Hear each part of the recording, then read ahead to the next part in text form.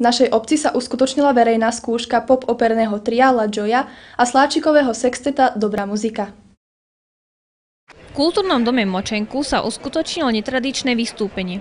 Vo štvrtok večer sa v ňom stretlo virtuózne teleso Lúčnice, Dobrá muzika a spevácké trio La Gioia na generálnej skúške nového programu.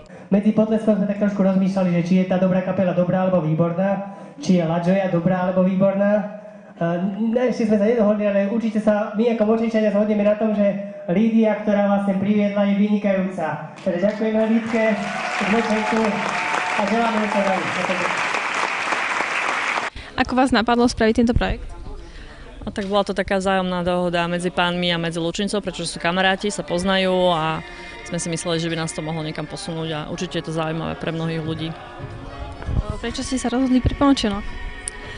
Tak moji rodičia pochádzajú z Močenku, ja som tu vyrastala, mám Močenok veľmi rada a tak sme spojili príjemné s užitočným, keďže polovica pánov je z Banskej Bystrice, polovica z Bratislavy, tak sme to urobili tu.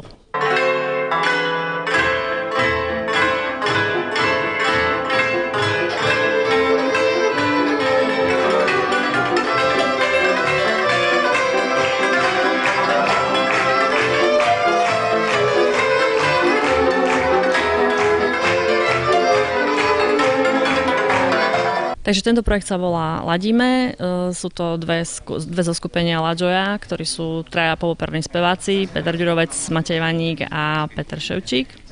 A skupina Dobrá muzika, ktorá je kmeňová skupina z Lučnice, pochádzajú. Sú to všetko virtuózni umelci, sú to veľmi dobrí hráči a tento projekt sa bude snažiť posunúť po celom Slovensku. Prejdeme do Čiech, určite budeme sa snažiť dostať do zahraničia.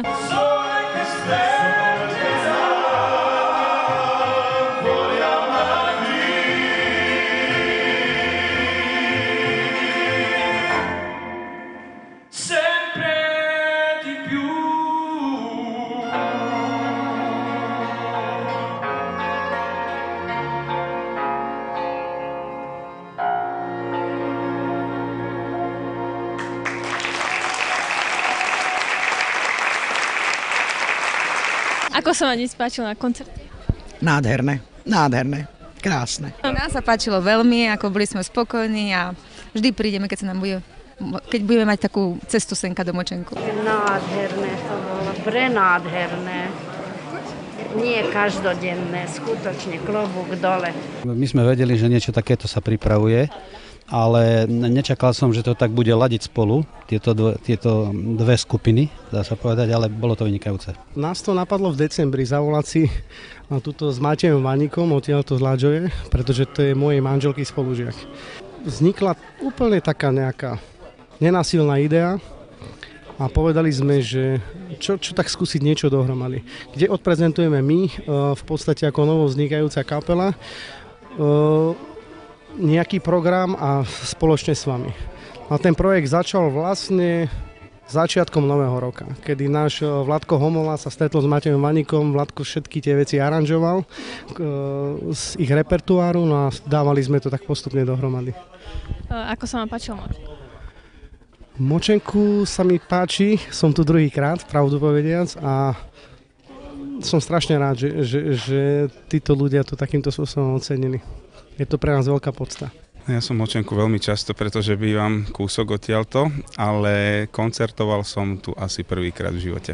Také úžasné publikum sme vôbec nečakali. Pôvodne sme mali v pláne naozaj len nájsť miestnosť, kde by sme si odskúšali naozaj celý koncert, ako to leží a beží, a potom sme až dostali taký nápad, že veď bola by škoda mať spiať pred prázdnou sálou, tak sme pozvali aj ľudí, nech sa na to prídu pozrieť. Takéto publikum sa len tak nevidí hocikde. Pomerne dá sa povedať, že sú to naozaj veľkí profesionáli a nepotrebovali sme ani veľa skúšok na naše počudovanie, čiže na nejakú 5., 6. skúšku sme toto zahrali a ladilo nám to výborne.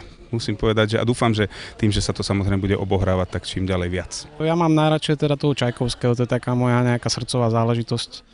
Ako dieťa som to vždy potom túžil prespievať práve tento kus. Fanúšikom Močenku veľmi pekne pozdravujem a keď sa niekedy stretneme v obchode, tak ma kľudne môžete osloviť.